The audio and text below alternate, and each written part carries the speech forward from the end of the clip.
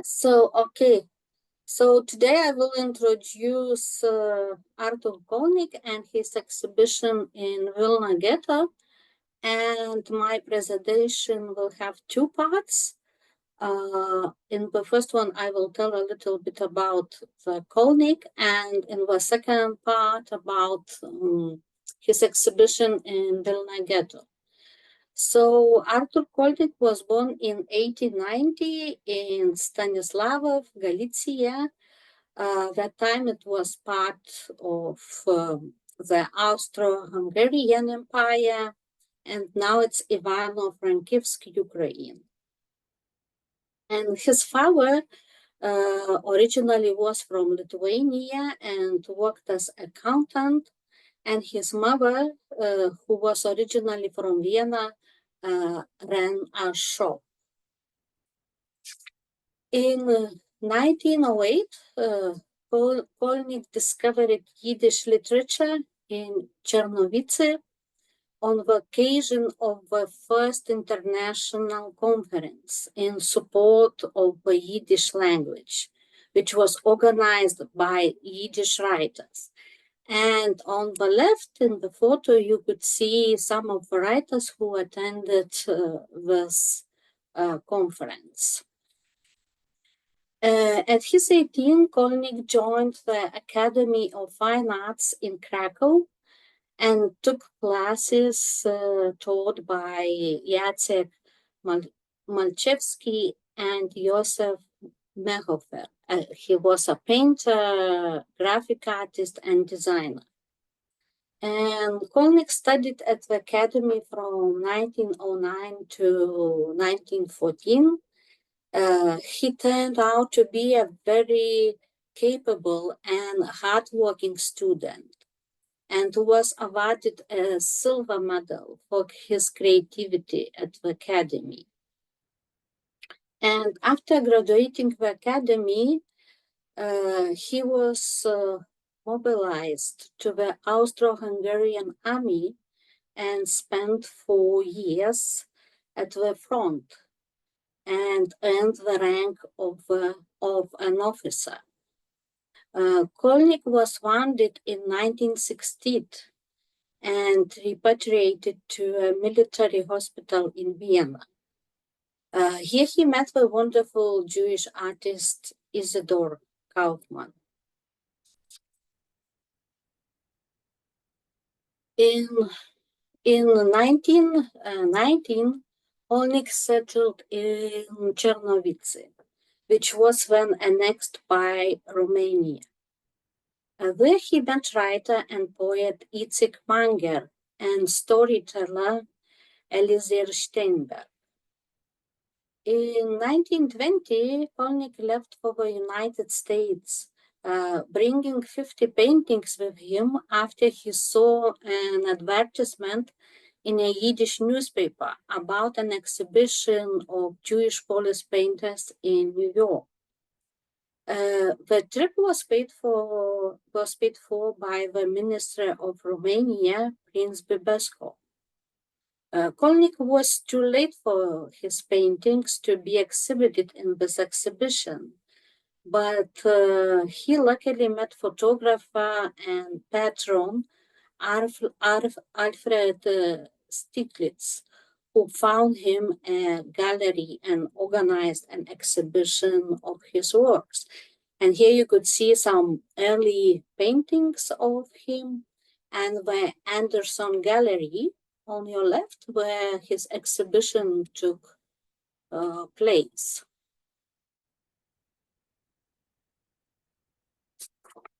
In 1931, Kolnik arrived to Paris with his family and continued his artistic career.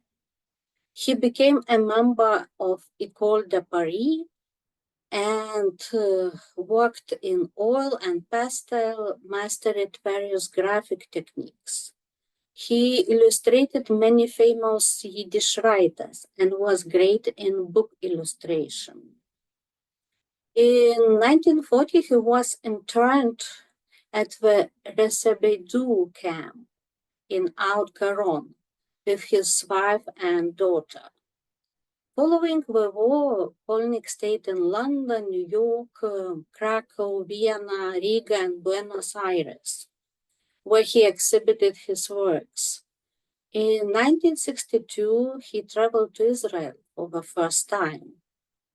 Kolnik lived in Paris more than 40 years, and he was a member of the Society of Jewish Artists and Sculptors in France. And he died in Paris in 1972. And the second part of my paper, we will talk about his exhibition in Vilna Ghetto. So Vilna Ghetto was established in 1941 and existed about 2 years. And as you see, ghetto population from an estimate 4,000 reduced to 0. And how I find out about this exhibition, you see the poster on your right, which survived. And in this poster was written about that the exhibition by Arthur Kolnik will take place. Unfortunately, there is no exact date, so I can't say exactly the date, but this exhibition was. Of course, the cultural life continued in the ghetto, concerts, evenings of literature, theater, as well as artistic exhibition were organized. So my research started from this poster, and I started curious what kind of works he, actually not he, but the people who were in the ghetto could exhibit it. And my research continued in Vilna Gaon Jewish History Museum, and I found some lithographs which were exhibited in this exhibition. So a few lithographs were from the album, which calls Through Glasses, and this title inspired and the name of the exhibition. And the album was printed in 1921 in Chernivtsi.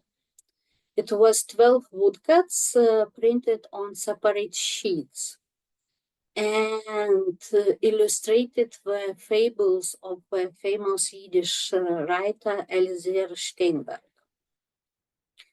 And here, of course, I want to thank our Jewish library worker, Faina Bransovska, who helped me to find the books, Yiddish books, which matched with pictures, and our translator from Yiddish, Rosa Belauskene, who unfortunately left us not short time ago. So what these pictures tell? So first sheet was for Steinberg's fable, the fable of toads, and it tells the story that toads persistently croak about the freedom and independence of the swamp from the environment. The bats that appear in the swamp destroyed the toad's illusion of an independent swamp. The conflict between the toad and the stork turns into hearty meal for the stork. The second sheet, which was exhibited in this exhibition in Ghetto, is for Steinberg's tale Trouble, named Trouble. where he tells how one nice summer day it began to rain. The crowd, sensing changes in nature, began to grope in advance and predict a trouble. Frightened by the crowd's prophecy and the sudden rain, the pigs ran squealing across the fields. A dog ran out to meet them and ask what happened. Scary, everyone is swimming. The pigs grunted and ran into the old mud, recovering from the refreshing summer rain. Depicting this fable, Kolnik focuses on the expression of fear. The artist creates a mood of fear with the help of bright strokes depicting rain, from which emerges the black silhouette of an aggressive croaking crowd, a symbol of misfortune. Kolnik created a dynamic and lively picture, perfectly matching Steinberg's dynamic story and lively style. And the third picture from this album, which was exhibited in the Vilna Ghetto, was for the fable The Pointless Quarrel, which tells about the cow who served for a long time giving milk, but she grew old, and it was time to give her to the butcher. She hums sadly when she sees the axe near her neck, but she receives no sympathy. Finally, the dog barks at her. "Shut up, neighbor.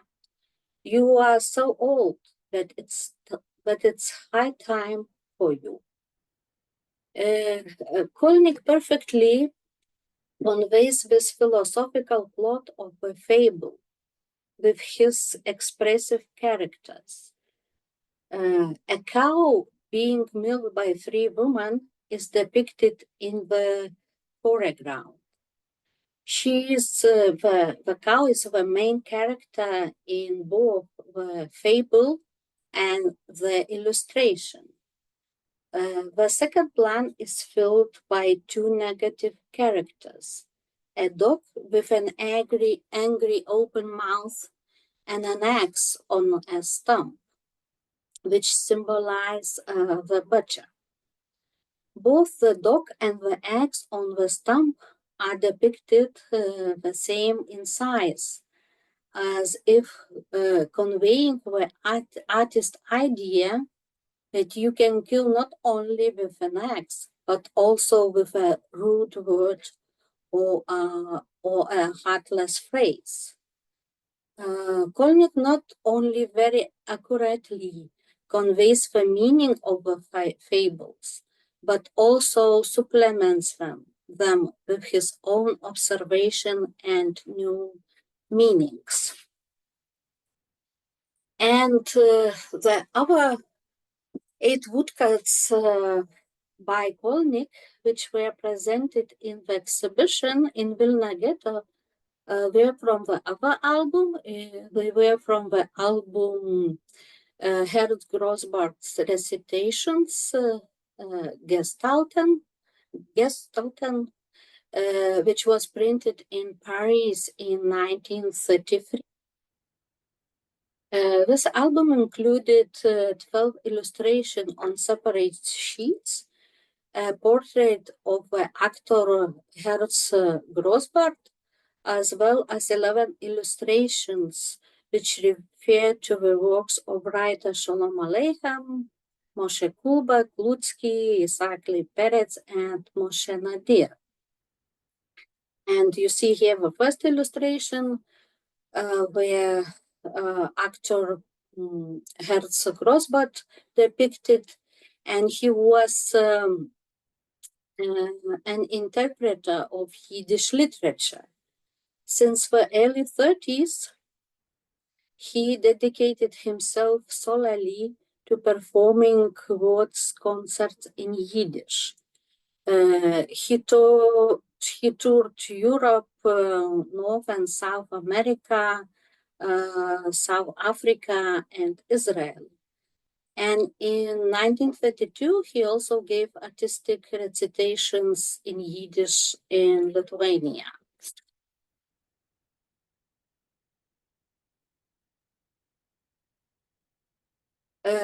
One of the sheet illustrates the story written by Peretz. It calls Der Shabbos Goy.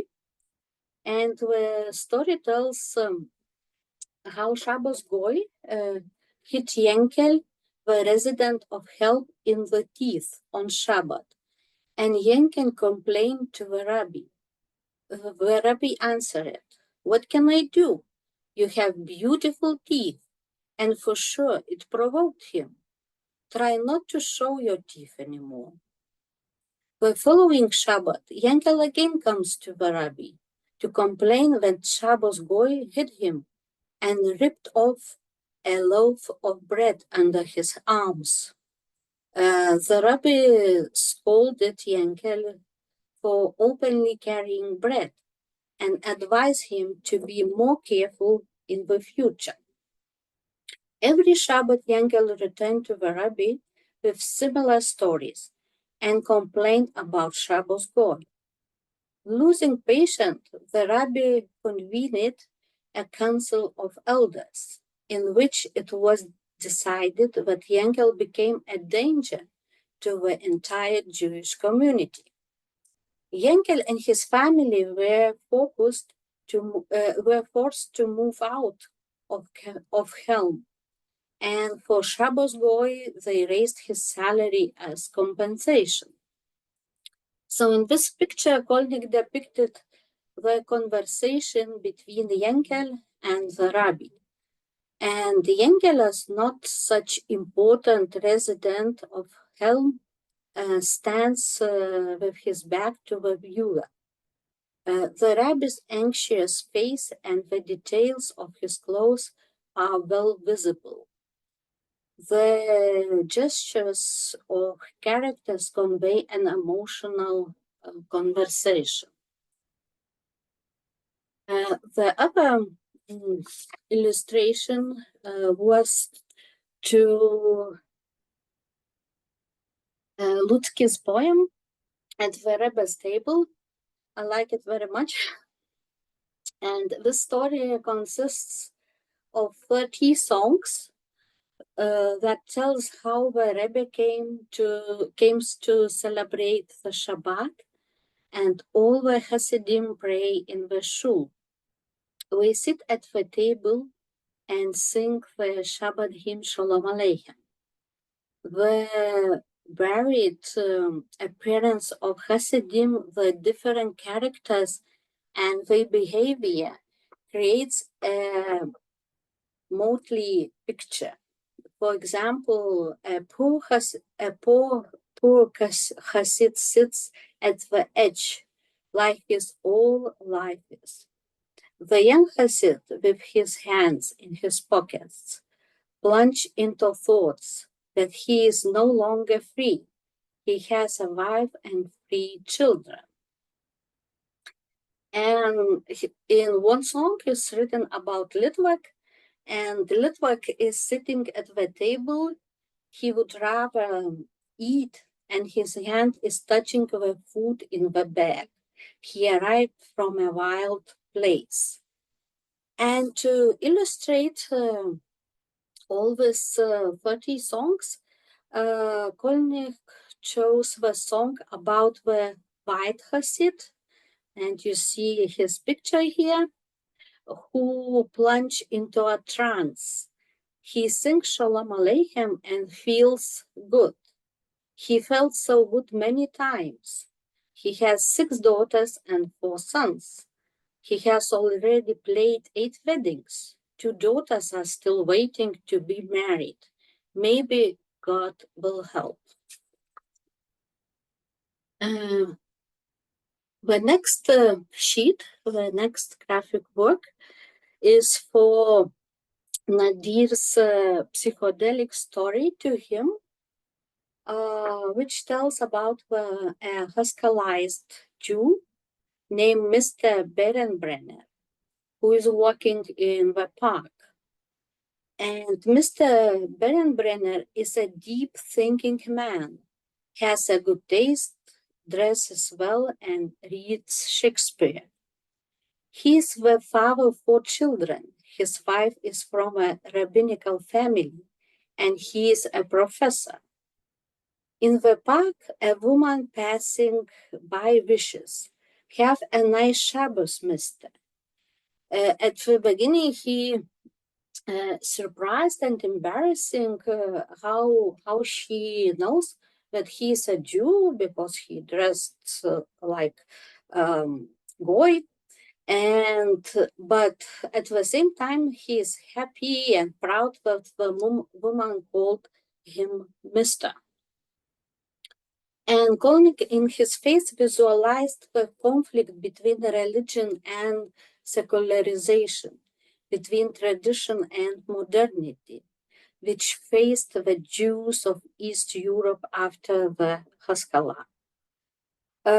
We could say Kolnik humorously exaggerated the philosophical look and facial features of a deep-thinking hero. And if you look, I put near the photo of Moshe Nadir. So this face of Mr.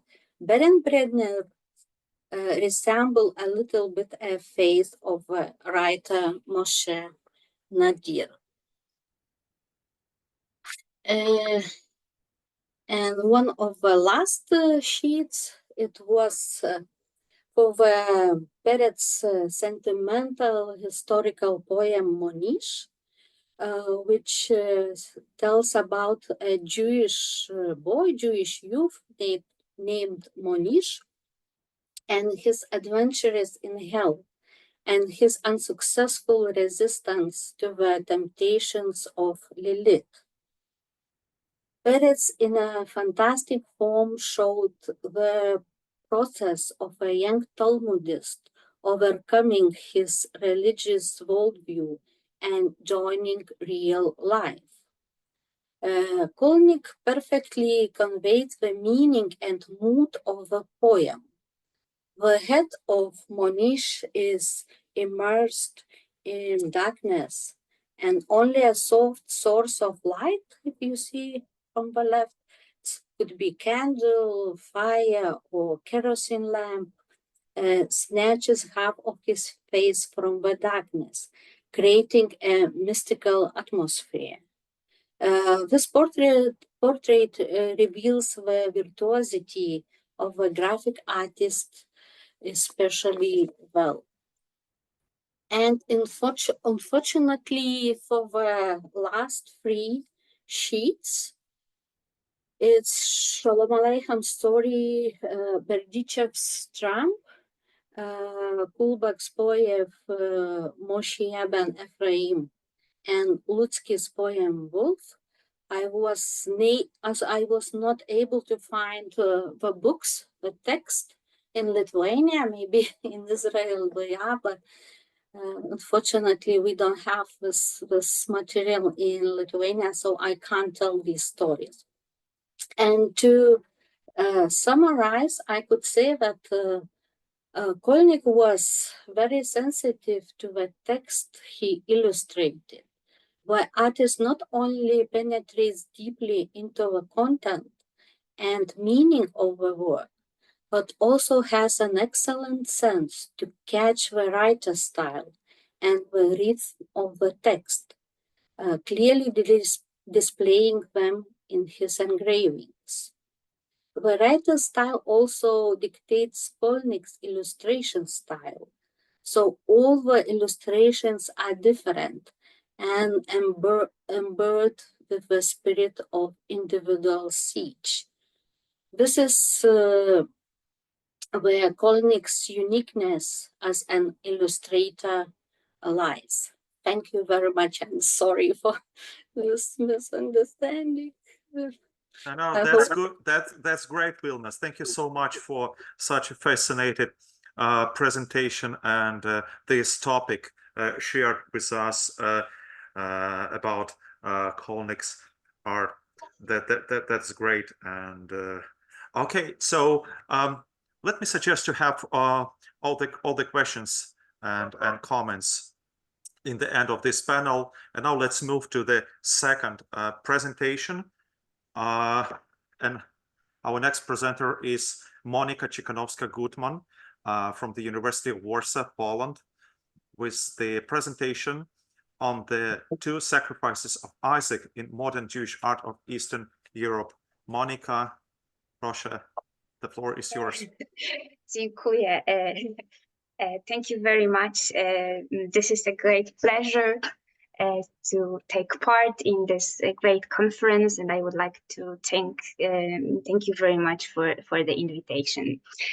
The biblical story of the binding of Isaac in Genesis 22, verse from 1 to 19, known in Hebrew as Akedah, is one of the most dramatic subjects in Jewish culture. One of the story's pivotal aspects is that the sacrifice was not realized in the end, and Isaac wasn't slaughtered. Isaac was only bound in preparation for the act of sacrifice. Therefore, the scene is named or termed near sacrifice. In Judaism, the Akedah transmitted the message of the special relationship between God and the Jewish people, the divine covenant, as the result of Abraham's unconditional belief and devotion to God. In the covenant, Abraham's son, Isaac, also inherits God's promise of the land and blessing of him and his offspring. In contrast to Jewish tradition, in Christianity, Genesis 22 is called the sacrifice of Isaac, with the emphasis on the sacrifice, as this narrative for Christian prefigures the actual sacrifice of God, the Father of his crucified Son, and serves as a main source for the understanding of the salvation of humanity brought by Jesus' death. Despite the happy ending of the Akedah narrative, there is no mention of Isaac when Abraham returns to his servants in Genesis 22, verse 19. Although there are ways of explaining this troublesome verse, gives rise to the exegetical possibility that Isaac was, in some senses, slaughtered. Indeed, in Judaism, there is a post-biblical exegetical tradition according to which Isaac was actually sacrificed on the altar, as opposed to the near sacrifice described in the Bible. The exegetical tradition of Isaac's actual sacrifice was popularized in the book The Last Trial by Shalom Spiegel, originally published in Hebrew Meha-Agadot Ha-Akedah in 1950 and in English translation in 1967. In it, Spiegel analyzes some rabbinic texts that have Abraham killing his son and burning his body on the altar, and Isaac raising from the dead. In Jewish history, the dead Isaac came to symbolize Jewish martyrdom as the result of persecutions.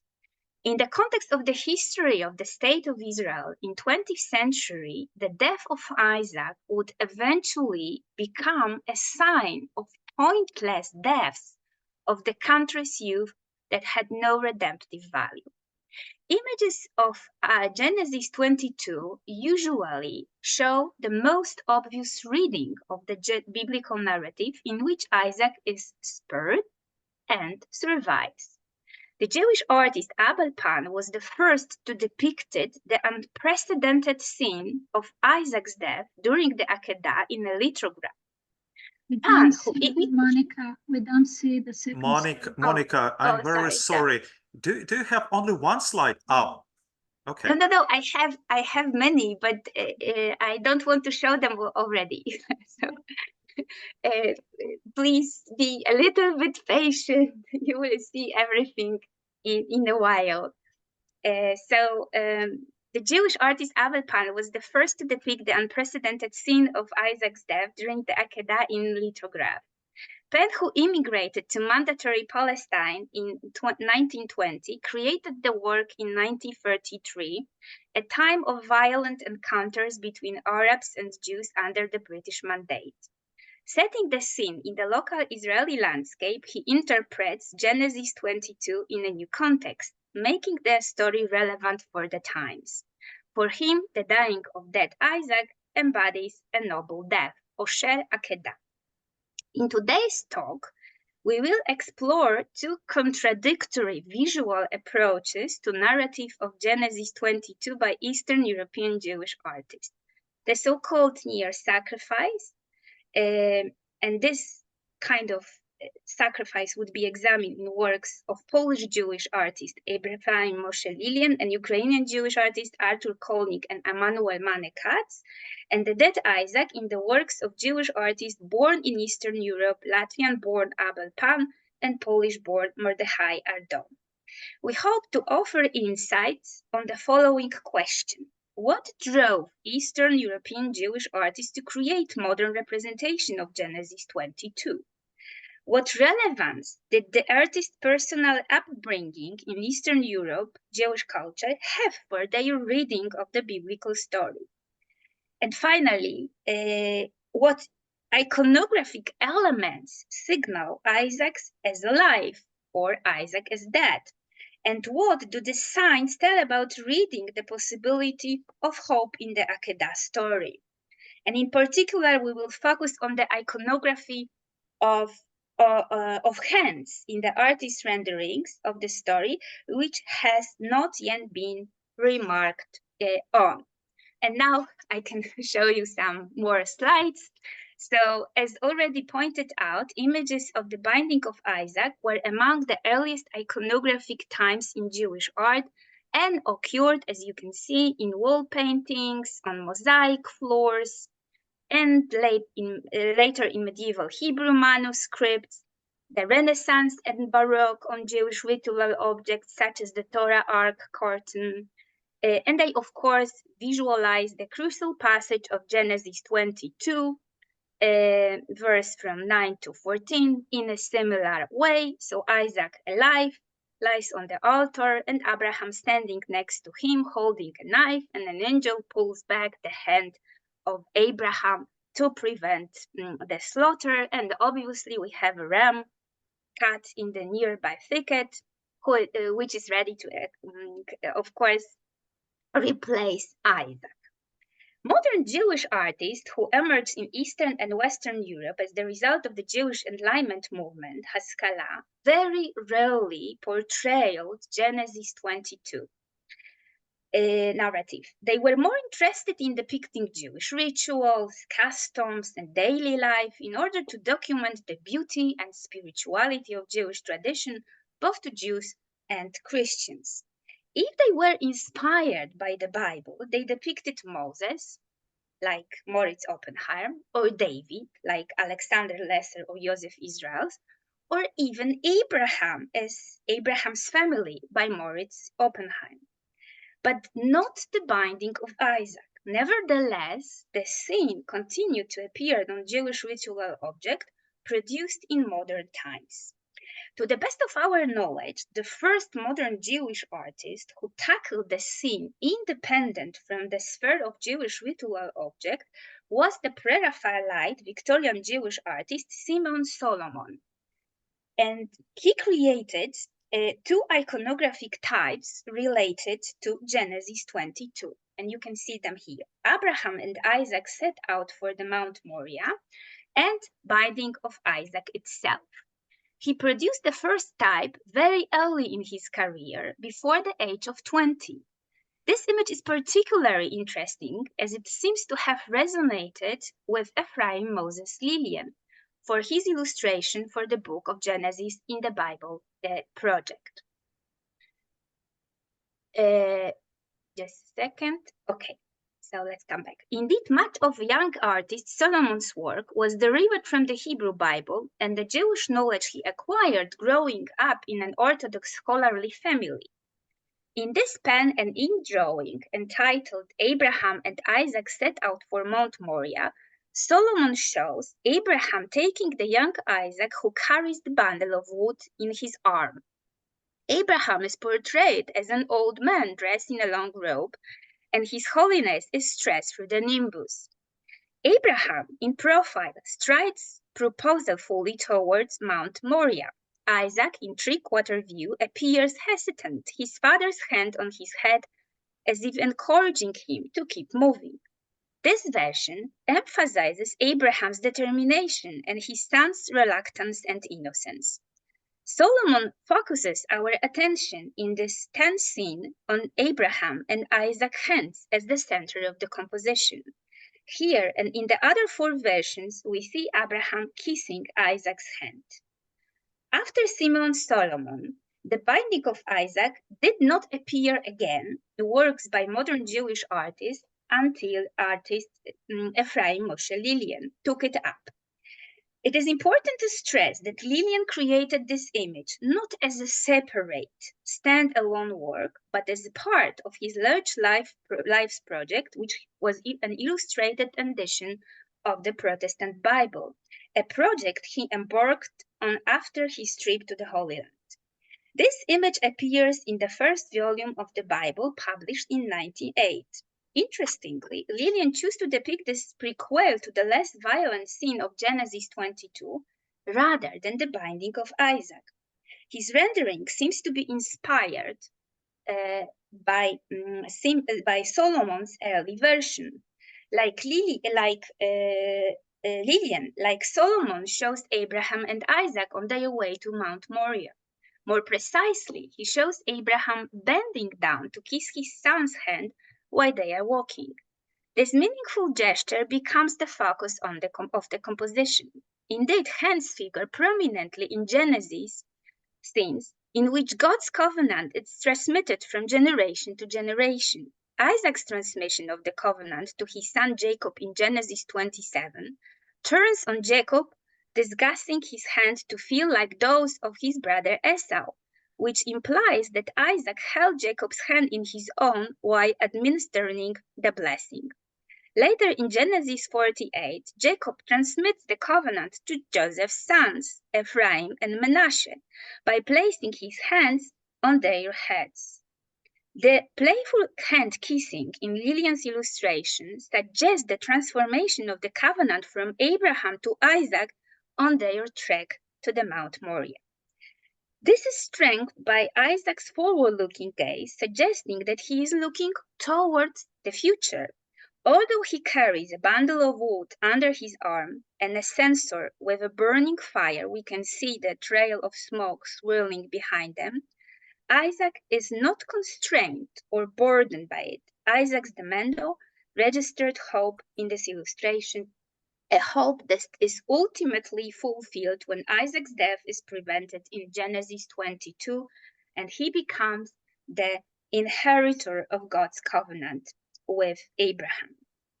Lilien, a committed Zionist artist who sought to visualize the roots of the Jewish people in the land of Israel, images Abraham in the clothing of the local Arabs, who at that time were seen as living in the spirit of biblical times. The pattern of Abraham's robes is made to resemble the stripes of the talit, symbolic of continuity with the past. Lilien places the scene in a typical Eretz Israeli landscape. We have palm trees and a stone house. Millie Haidt and other scholars have noted a Christian nuance in the horizontal bundle of wood placed beneath Isaac's arm, which evokes the wood of the cross. Haidt compared Lilien's rendering to Gustave Doré's biblical illustration of the binding. In our view, the allusion to the cross may also come from a rabbinic tradition, which Lilien may have known. This interpretation in Genesis Rabbah tells of Isaac carrying the wood, and Abraham placed the wood on the burnt offering on Isaac, his son, like a man who carries his cross, tzlavo, on his shoulder. Such a reading would have perfectly suited a Protestant Bible. We will now turn our attention to the theme of the Akedah in the works by two Jewish artists who who came from Hasidic families. Artur Kolnik, who was born in Stanislavo, and Mane Katz, who was born in Kremenchu. Kolnik's works usually portraying musicians, rabbis, old beggars, children, and mothers have a metaphysical nature, according to Maximilien Gautier. His style can be called Jewish expressionism. Though undated, and that's very important, his painting of the Binding of Isaac was probably, in our view, created after 1935, when Kolnik devoted himself to subjects other than the scenes of the daily Jewish life in the communities in Central Europe. In the Binding of Isaac, Kolnik shows Abraham dressed as a religious Jew in contemporary clothing, wearing a talit. Like Lillian, Kolnik's Abraham shows his love for his son Isaac, though through the gesture of tender embrace. Isaac is imagined as a young heather boy wearing a typical brim cap, jacket, and trousers. Clearly, by dressing the two figures in contemporary clothing, the artist wished to show the biblical story's modern relevance. Yet there is something frightening in Abraham's portrayal. He carries a knife, ma'ahelet, for ritual slaughter, which he raises up over his head and closes his eyes, while turning his head heavenward. Inspired, as you can see, by Christian iconography, this work by Domenichino, but of course there are many others, Kolnik shows two hands of an angel, although we don't see its body, reaching down the garb hold of the raised knife. Here too, the gesture of hands are the focus of the composition. The heavenly hands are rendered in blue against a stronger blue background, stressing their divine nature in contrast to Abraham's human, flesh-colored and fleshy hand. The fingers of one heavenly hand align with the sharp blade of the knife, preventing it from harming the young, innocent Isaac. The ram to the right of Isaac will be sacrificed, not the boy. By setting the story of the Akedah in the present, Kolnik brings its message of hope into the present. For all the horrors of the current moment, the anti-Semitic climate, the rise of Nazism in Germany, anti-Jewish policies, it is nothing Jews have not to experience before. And in the end, Isaac survived, and so will the Jewish people. The encounter of hands symbolized both the risk and the hope. On one of Abraham's hands holds the knife over Isaac, ready to kill him. The other wraps around him protectively. As for the part of angelic heavenly hands, one grabs the knife, the other appears to melt with Abraham's raised arm. In Kabbalistic symbolism, the left hand symbolizes harsh justice, while the right symbolizes mercy.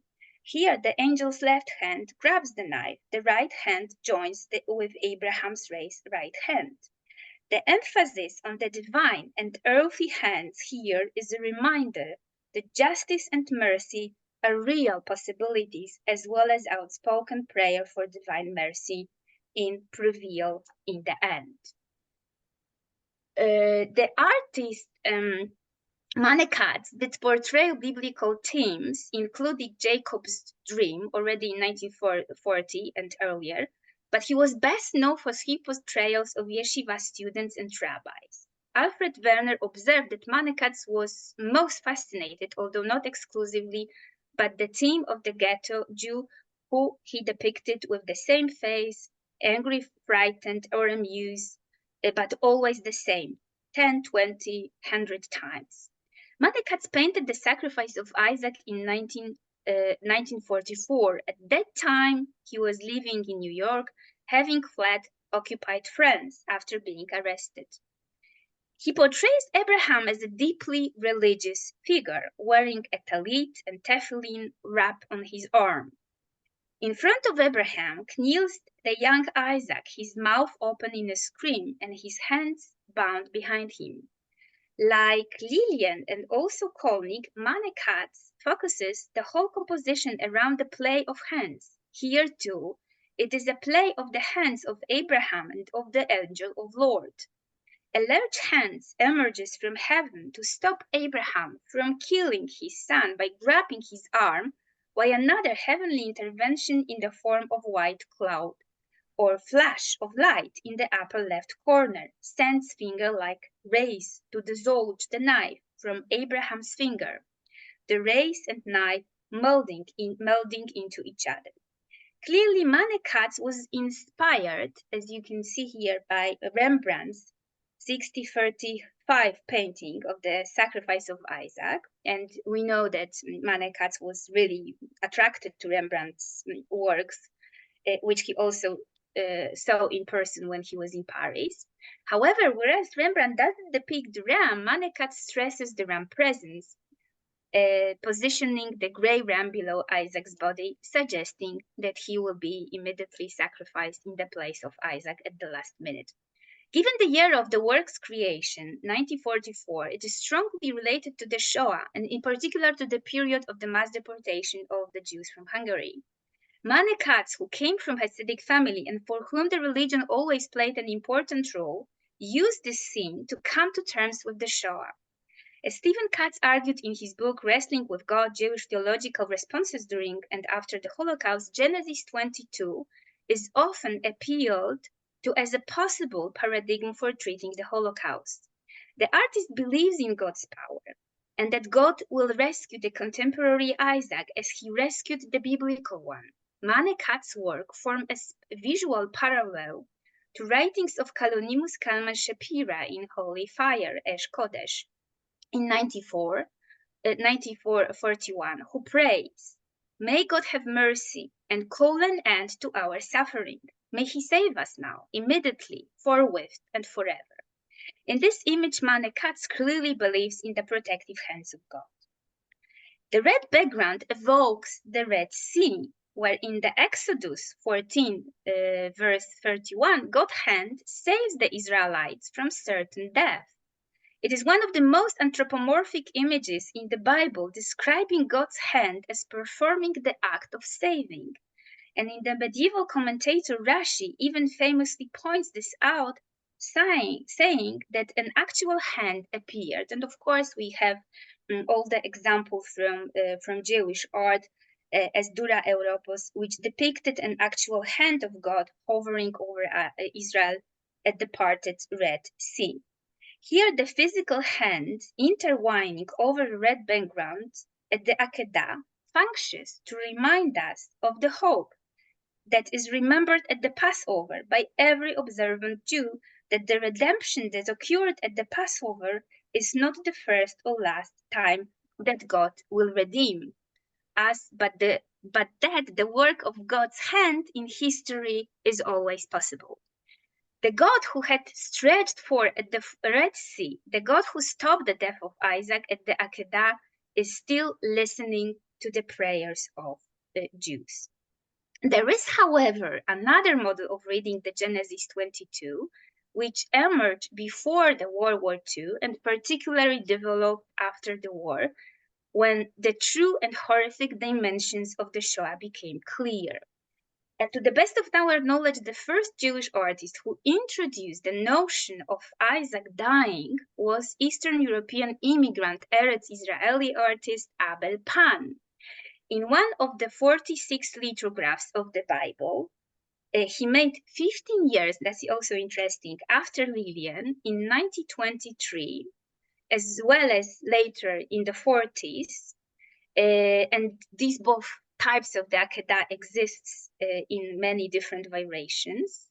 In all of them, Pan offers a startling rendering of this particular scene of the Akedah. Glaringly missing in his interpretation of the scene are the angel, as you can see, that stops Abraham from slaughtering his son, and the ram that will replace Isaac on the sacrificial pyre. Isaac's bound body is portrayed as lifeless. Whether or not Pan was aware of the exegetical tradition where Isaac was killed, the very idea of the possibility of an acted sacrifice and the acknowledgement that the sacrificing of a son happens seems to have inspired his chilling, and hopeless tones of this particular depiction. In the color lithograph, Pan perhaps is emulation of Lillian, makes Abraham's hand the focus of the composition. However, his rendering of Abraham's hands project an ambivalent meaning. While Abraham's left hand cradling Isaac's head shows his fondness for his son, in his right hand he holds the knife, ma'ahelet, at the ready. But there is no angel or no divine hand to stop him from killing Isaac. Pan's rendering predicts Isaac's murder. Abraham's eyes register terror and horror, but also remorse for the death he is about to or has already committed. Pan shows Abraham's hands as possessing the fierce power of protection out of fatherly love and of murder out of devotion to a higher invisible power. Similarly to Lillian, Pan's binding of Isaac unfolds the local landscape.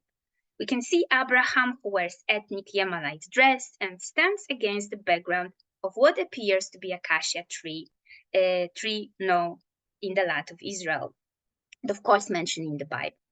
Pan's rendering of this work is thus placed within the current context in Eretz Israel under the British Mandate, and Pan interprets Genesis 22 in a new militaristic context, making the story relevant for the times. For him, the dying of Isaac embodies noble death, Osher Akedah. In other words, for Pan, a noble death is the death of a young Jewish warrior for the motherland, Eretz Israel, and it is inscribed in the martyrological tradition of actual sacrifice. Until like later in his art, after suffering a very personal tragedy, Pan still sees in the 1920s the state as an ideal worthy of dying for, and the death of its youth in defending it as possibly redemptive. Mordechai Ardon also broke with the traditional visual representation of the binding of Isaac and was in fact the first Israeli artist who depicted Isaac as unquestionably dead. In his Sarah, Ardon decides not to show Abraham as the main hero, but you can see Abraham, this is a very, very diminutive figure placed in the lower left corner, but instead Ardon was inspired by Midrashic tradition that Sarah bearing witness to Isaac being put to death, and also tradition which says of Sarah weeping and lamenting in grief during the act. Ardon makes Isaac's mother, the first matriarch, as the powerful figure mourning over her son lying dead on the ground. Ardon too makes the hands of the figure in the center important bearers of meaning. Sarah holds up her arms up to her face in a universal gesture of grief. And this gesture is of course familiar from both Christian art, and you have an example of course of religious art, but you can also see it in a sort of a secular pietà by in Guernica by Picasso. You can also see it in Jewish art. In the depiction of the dead Isaac, the hands also convey meaning. Folded on his chest, Isaac's hands symbolize the innocents who perished in the concentration camp and ghettos. The context of Ardon's painting, like Pan's, is related to current events. Here, however, given the year of this work, as well as the fact that Ardon's personal loss of his parents and 7 siblings in Auschwitz, the work should be understood, as Ziva Mishai-Maizas has pointed out, as one of the artist's several attempts to cope with the Shoah. Here it is the perversity of God against which Sarah cries out in horror. Her hands are not protective, are not a sign of God. They are raised in a cry of lament against God, who, as you can see, broke the covenant. God is absent from the scene. There is no point in appealing to God's mercy. In contradiction to the biblical story, there is no angel, of course, to save Isaac. This is a godless world without miracles. This is the world where God is absent, is still not a world without hope, because in a world without God, the only hope is one that we make ourselves. Although Isaac is dead, those who lament him survive. Perhaps this was enough, as the power to work for Jewish survival is the artist's hands.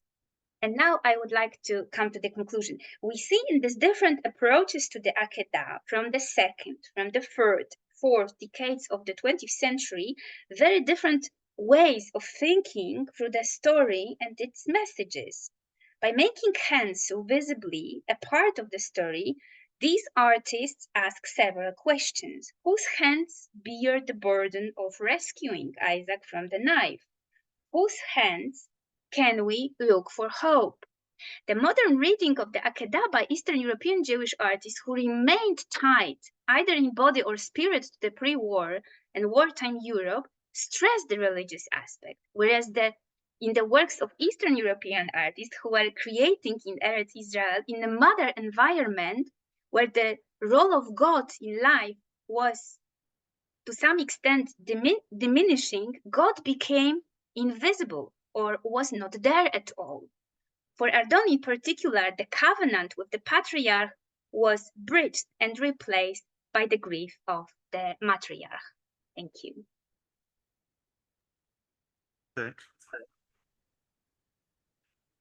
Thank you so much, Monika, for this very, very interesting presentation. And let me encourage our listeners to prepare your questions and comments. I just want to thank you very much to Evgeny for making me aware of this work by Kolnik. Thank you so much. Okay, thank you, Monika. And we have the final presentation in this panel, and also for this first day of the conference. By Vita Susak. Vita, let me apologize. In the beginning of this panel, I introduced you as a Ukrainian scholar. Yes, I am. I know you're originally from Ukraine. That's right. But now yes, but I'm staying you live in Switzerland. Because I said we have 3 scholars from Eastern Europe. That's right. Yes, but at the same time, temporarily I'm in Basel, but I'm Ukrainian art historian, and I would like to present this last paper. I tried to share my screen. Okay, so we have the last presentation for today by Vita Susak, independent researcher, Switzerland, with the paper titled From Zhytomyr to Geneva, Storms and Calms in the Life of Elizabeth Epstein, 1879 to 1956. The floor is yours, Vita, please. Thank you. I tried to share my presentation, and we can... Did you see?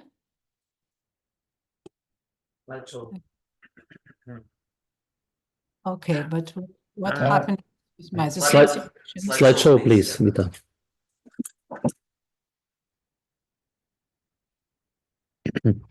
Wait for from start. Yes. That's great. That's great.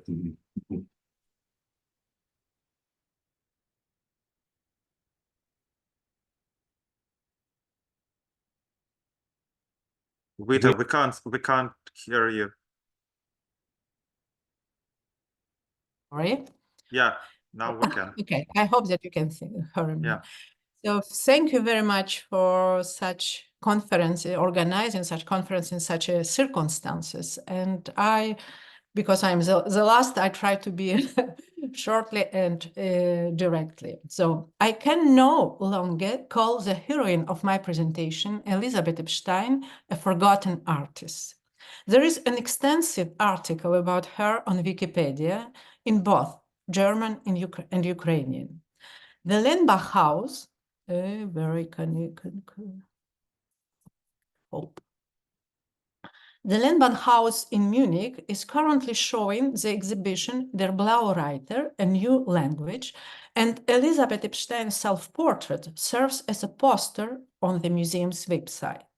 At the same time, the Tate Modern in London is hosting the exhibition Expressionist, Kandinsky, Münter, and the Blue Reiter, in which Epstein's self-portrait, as a variant of the same year, 1911, represents a separate section of this exhibition. After she died in Geneva in 1956, Epstein was completely forgotten. Published by the Sacchetti Gallery in Ascona in 1989, the album with the text by Bernd Fetke was the first step in the rediscovery of her name.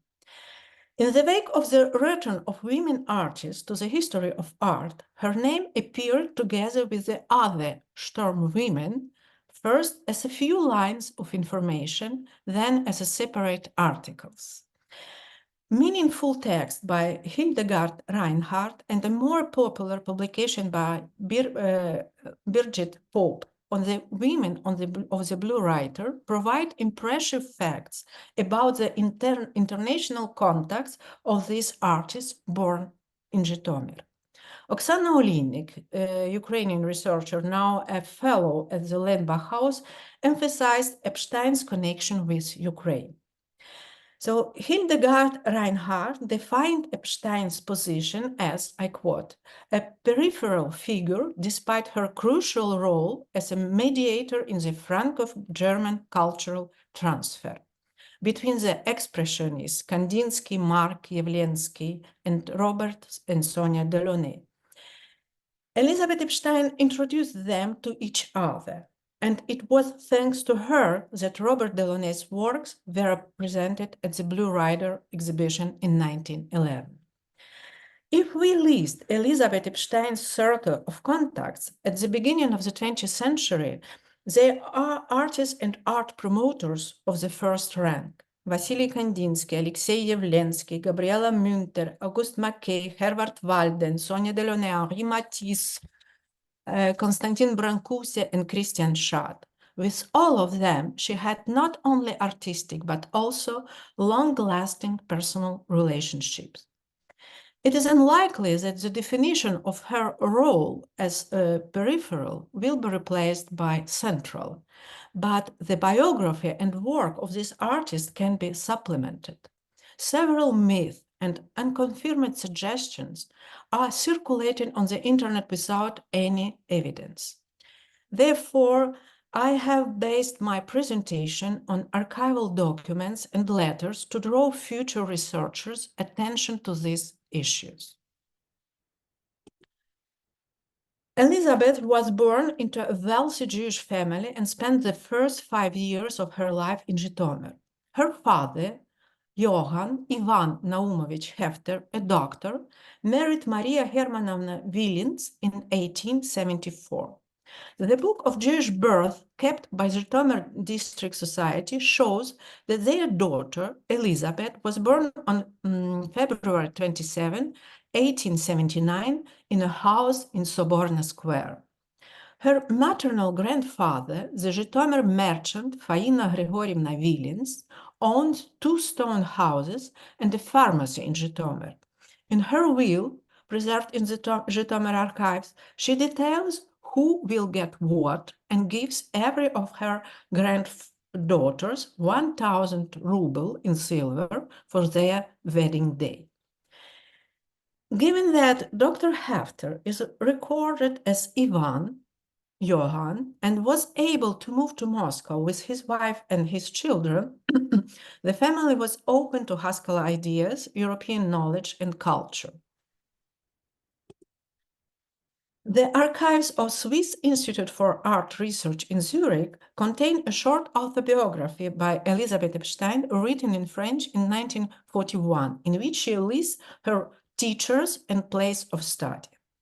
After graduating from secondary school, she attended in Moscow in 1895-97 the studio of Leonid Pasternak. then went to Munich and entered the private school of Anton Ashbe, where she studied until 1900. There she met Igor Grabar, Vasily Kandinsky, and Alexei Yavlensky, and then continued her training in Kandinsky painting classes. In his letter to Gabriela Münter, Kandinsky reported that he sketched with Epstein and corrected her work, and in a letter to Franz Marc in 1911, he referred to her as his former student. Her stay in Munich lasted until 1904, when she moved to Paris. At the same time, as Elizaveta Ivanovna was living in Munich, the writer and future Nobel Prize winner Thomas Mann was also there. In 1903, he published his novel Tonio Krüger, a largely autobiographical story about the spiritual quest of a teenager and young man, which he shared with the Russian artist Elizaveta Ivanovna, whose studio was located in Munich, in a back building in Schellingstrasse, as indicated in this novel. She was, I quote, she was about the same age as himself, slightly past 30. Her brown hair, compactly dressed, already a little gray at the side, was parted in the middle and waved of the temple, framing a sensitive, sympathetic, dark-skinned face, which was Slavic in its facial structure, with flat nose, strongly accentuated cheekbones, and little bright black eyes. I don't know who was the first one to compare these names and conclude that the model for Thomas Mann was the witty artist Elisabeth Epstein. She indeed lived in the same district of Munich, in Schwabing, where the story is set, and Kandinsky, Yavlensky, and Marianna Verevkin also lived there. Still, we have no evidence that Thomas Mann knew Elisabeth Epstein personally. She was just over 20 at the time and had recently married the doctor and the future city council Mieczyslaw Epstein. Elizabeth gave birth to a son, Alexander, in 1899. Thomas Mann later claimed that the figure of Elizaveta Ivanovna was completely fictitious. This combination of first name and patronymic is quite common in Russian. It occurs several times in the works of Russian classics, by Alexander Pushkin in The Queen of Spades, by Fyodor Dostoevsky in Crime and Punishment, and goes back to Nikolai Karamzin, poor Lisa, Бедная Лиза. Thomas Mann was fascinated by the Russian classics, and this is how literary critics explain the writer's choice of the heroine's name. I don't think Thomas Mann would have kept the name of the real Elizaveta Ivanovna if he had known her. There are stories of prototypes even suing writers because they recognize themselves in their characters. Here, the opposite is probably true. The publication of the short story prompted those who knew Elizabeth Epstein to compare and contrast her with Thomas Mann heroine, perhaps to ironize her. I'm only a silly, stupid painting female, says Elizaveta Ivanovna of Thomas Mann. Elizabeth Epstein was not stupid. An emancipated woman who spoke fluent French and German, she shared the latest ideas in painting, exhibited her works at the Autumn Salon in Paris as early as 1906 and 1907. This is a time when Fauvis just the first time presented in this salon. And she took part in the first exhibition of the Blue Rider in 1911. And here you can see this is photographs just presented by Lenbach House as a reconstruction of all the exhibition of 1911. Two of her articles appeared in the Berlin journal Sturm, edited by Herbert Walden. So two titles, Some Thoughts on How an Image Arises and Being Ridiculous. The first text published in 1912 clearly shows the influence of Kandinsky's ideas. However, it also contains some thoughts that could not have originated in a male mind. She compares an artist to a pregnant woman. If an artist is like a pregnant woman, he has conceived from nature, from life, and must give birth to his image, of which he hears the beating of the pulse, feels the movements, but whose face he does not yet know, senses it in great love, and can only fully embrace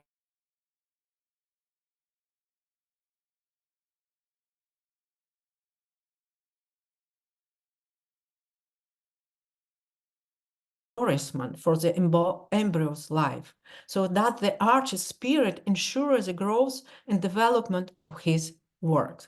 And you know, it's clear in German, so she used he, so not we today we can use Künstler and Künstlerin, artists with two genres. Epstein rightly points out that most viewers, admirers, or strangers don't know how a picture is created.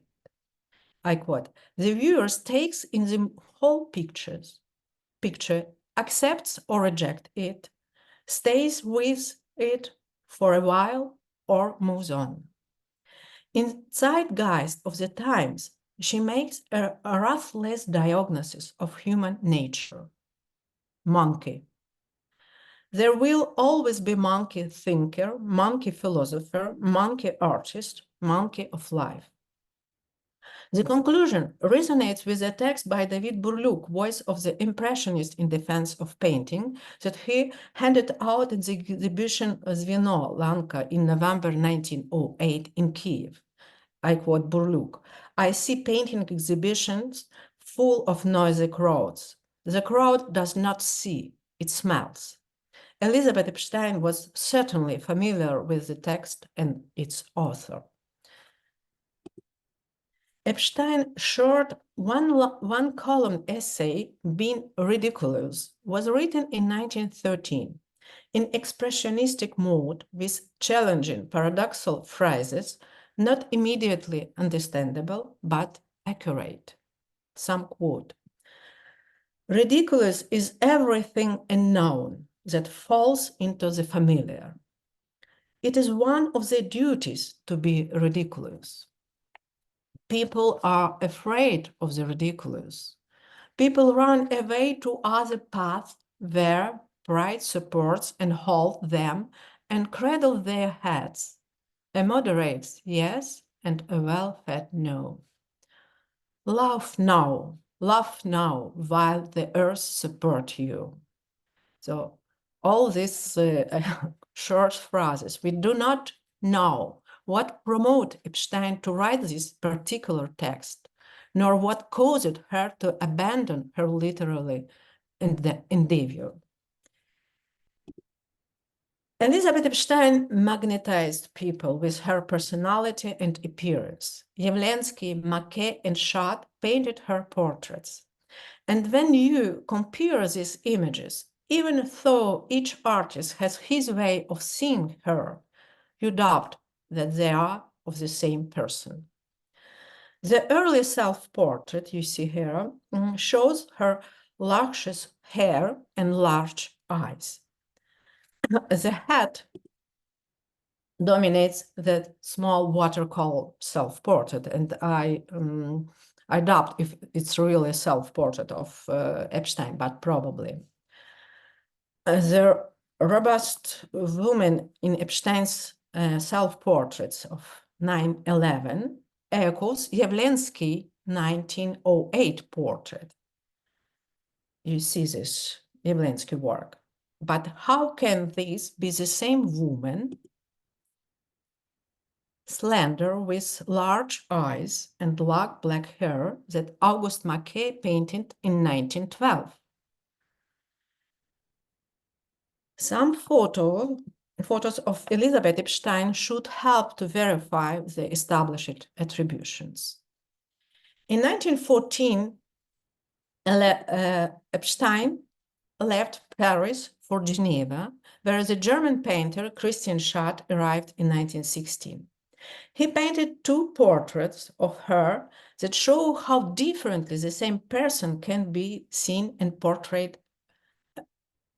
You see these 2 portraits. A romantic, nervous beauty with sparkling eyes and a tired, anxious 40 years old. The lips and eyes tell us that it is the same woman. She separated from her husband in 1906 and finally divorced him in 1908, when she was already in Paris. She had to support herself and her son. It is also unclear why she moved to Switzerland and the outbreak of the war, but there is an advertisement in the newspaper La Tribune de Genève in 1915 that she was giving painting and drawing lessons in the afternoon. Obviously, Christian Schad and Elisabeth Epstein were on more than friendly terms. In 1918, the double exhibition Elisabeth Epstein, Christian Schad took place at the Société Mutuelle Artistique in Geneva. In the 1920s, the artist dreamed of returning to Paris, but her only son was studying to be a doctor in Geneva, and Elisabeth worked hard as a photo retoucher, cutting out some days to paint. I split my time between retouching and painting. It is not possible to paint every day, but only when I do, I feel good, she wrote to Sonia Delaunay. Sonia Delaunay kept the correspondence, which is now in the Kandinsky Library in Paris. According to publications and internet sources, Elisabeth Epstein's friendship with Sonia Delaunay began in 1904, when they attended the Académie de la Palette together and lived for the several months in Madame Bouvet's guest house. Epstein does not mention the Académie de la Palette in her biography, writing that she practiced her croquis drawing skills at the Académie de la Grande Chaumière. She may have first met Sonia, then Terk, in 1904, but they did not become close until much later. In her letters from the 1920s, Epstein still referred to her respectfully as Sofia Ilyinichna. In 1925, the Delaunays visited Epstein in Geneva. Only after this meeting did they change their names to Sonia and Lisa. Sonia Delaunay wanted to help Elisabeth Epstein return to Paris and offered her a job. And working with you interests me in many ways, puts a smile on my face and makes me feel sympathetic, Elisabeth replied. But she could not leave her son, who was finishing his study at the university. Don't forget that I have been with him for 10 years in his education. More than once, he had found support in me and his difficult moments. She openly shared with Sonia her health problems, which were constantly haunting her: an operation on her legs with complications, inflammation of the ear, colds, heart disease, and rheumatism. Her son suffered from Bazedov disease and increased nervousness. In 1929, Alexander Epstein began his medical practice and working for over a year in a tuberculosis sanatorium in Arosa in Switzerland. His mother could go to Paris for a longer period, and in 1930 she had a solo exhibition at the Zag Gallery in Paris. But this was not a financial success. During the 1930s, Epstein regularly exhibited at the Salon des Surindépendants in Paris.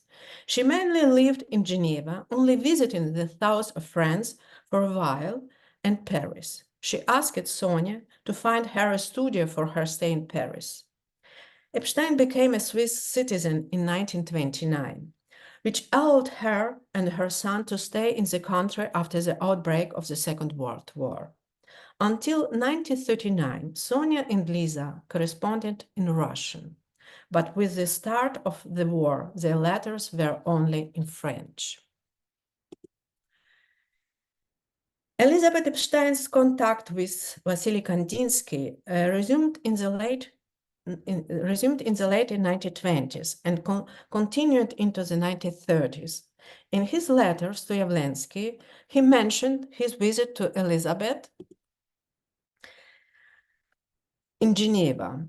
She's such a good person, but the poor one is sick again. Poor Lisa. Once, in a letter of recommendation to Nikolai Kulbin in 1911, Kandinsky characterized Elizabeth Epstein as a very original and talented Russian artist. In a letter to Franz Marc the same year, he shared his opinion on the artist exhibited at the Blue Writer. I quote, "I think that Rousseau belongs in a group with Keller, Kubin, Epstein, Schoenberg, Münter.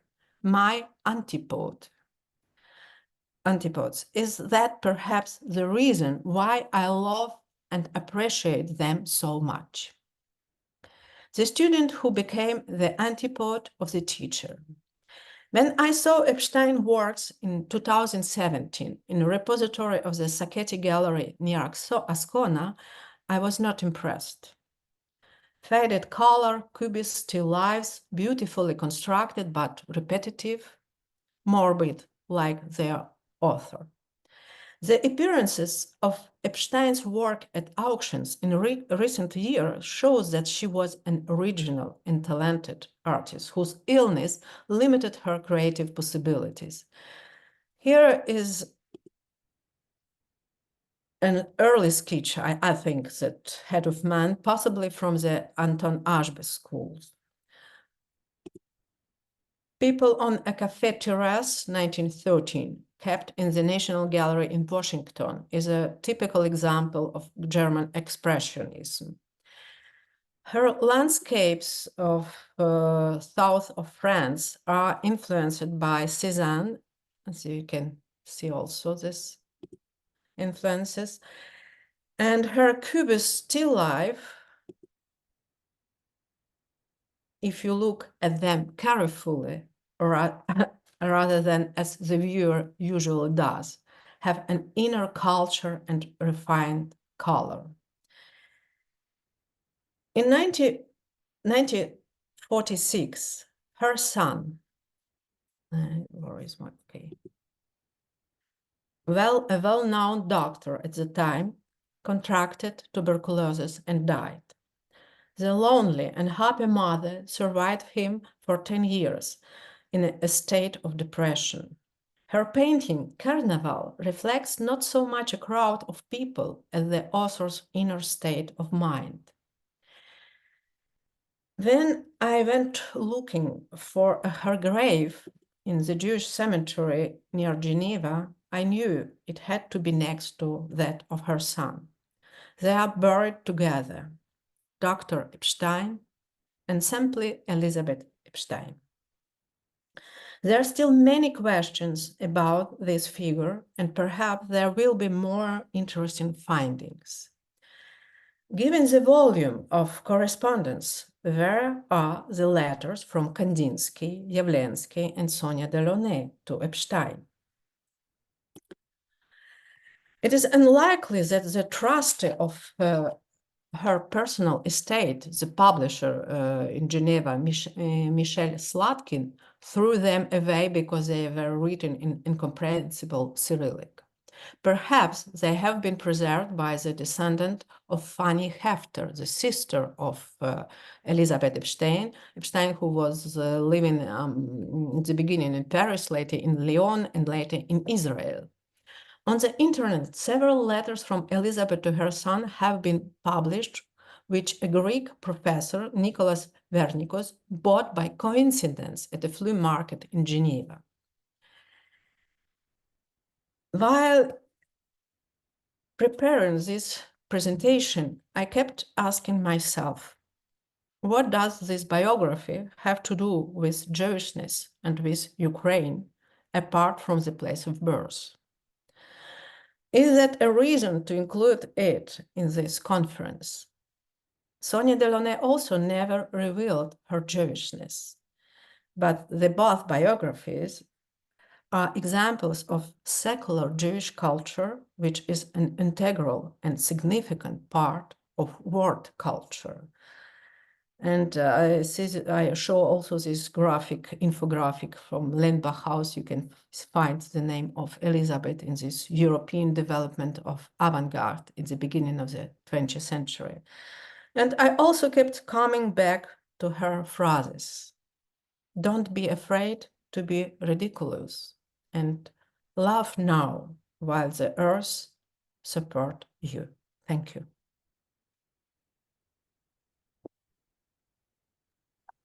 Thank you very much, Vita, for this amazing and very valuable topic. So let us move quickly to the questions and comments. We have very limited time, 5, maybe maximum 10 minutes, and we need to leave this room. We have 2 questions to Monika from Evgeny. So the first one is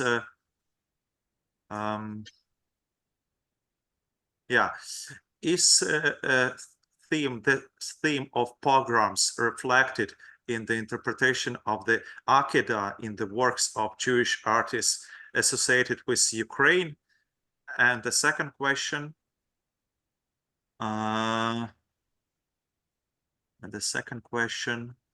was about Rybak.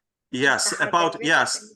Do you have right? Do you have any information whether Issachar Bar Rybak reflected this theme in his works?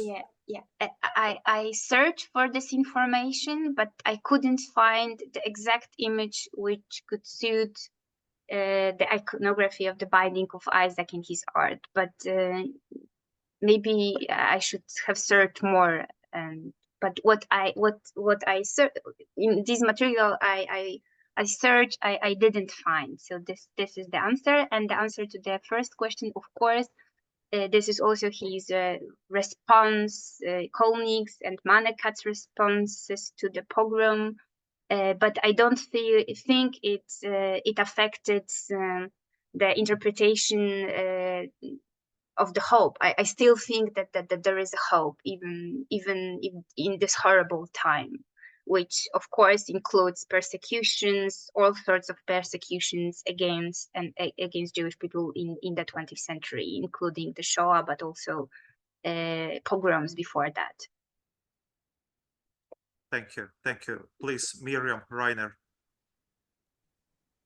Thank you. I'll just have 2 very short questions. First one is for Vilma. You showed at the very beginning when you talked about Kolnik's visit or stay in America, in New York. Then there were like several paintings at the same slide that you showed. So are those paintings that he brought with him, that he painted there, or can you tell us a little bit more about those paintings? Just on a second slide, I think, or third slide, when you talk about his visit to New York. Thank you, Miriam, for the question. I didn't siege this topic, what paintings he brought to America. I just tried to choose paintings where were done at his early period, not the later ones, because sometimes it's very difficult to say the dates, because in a lot of paintings he didn't write the dates, so we can't tell exactly the dates of the paintings. But those paintings exist, or you just found them on reproductions? I found them on reproductions, this one, yes. The graphic works which I show, they exist. No, not the graphic, specifically these several paintings. They were, as far as I understood, they were like oils, color oils. Okay, thank you. And the other is for Vita. So thank you, really wonderful presentation, and thank you for introducing me to Elizabeth Epstein.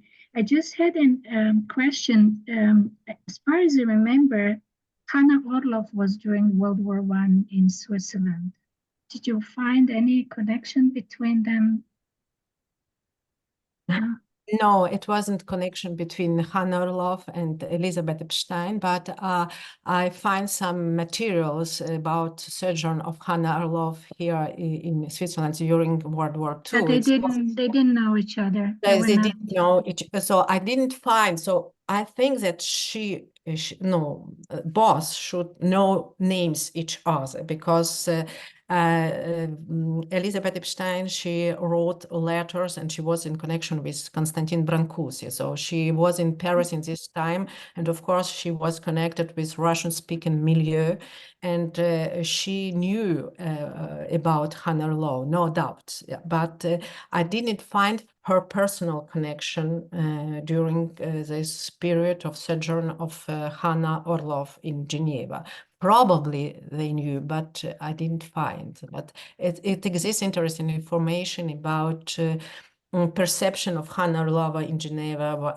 And when after 1944, she has to leave Switzerland, and she had the opening of the exhibition, but Switzerland authority told her you must leave. So it was not so. She also had a son that she took care of him by himself. Yes. No, that is it can be another topic that also was in my head. Jewish mother, yeah.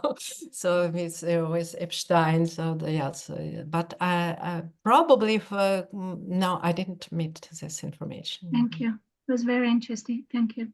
Yeah, thank you. Thank you. Any more questions or comments? And may I add just for Monika, when I did, when I heard this subject about Abraham and Isaac, so I thought immediately about Pinzel, this famous Berg sculpture from Galicia, and actually his exhibition is in Wawel in Krakow. Famous sculpture Abraham and Isaac. So it's genius, and probably you cannot use only painting and graphics, but also sculpture. Thank you very much. That's wonderful. Yeah. Okay, I think there are no more questions. Yeah, it's the last chance. No. So thank you very much for these three fascinating, wonderful presentations, and for this panel, and for the whole day. This was only the first day of the conference, and we'll meet again tomorrow, 10 in the morning. So we'll start our second day with the second keynote lecture by Dr. Felicitas Hyman-Jelinek. Felicitas, you're here. Hello. I'm very, very sorry. I apologize for being on and off, but you know, things happen. But Okay. I'm so happy to see so many dear colleagues. I really am. And I'm looking forward to tomorrow. Yeah, we will be your listeners tomorrow morning. So have a nice evening, and see you tomorrow. Goodbye. See you. Bye. See you. Goodbye. So,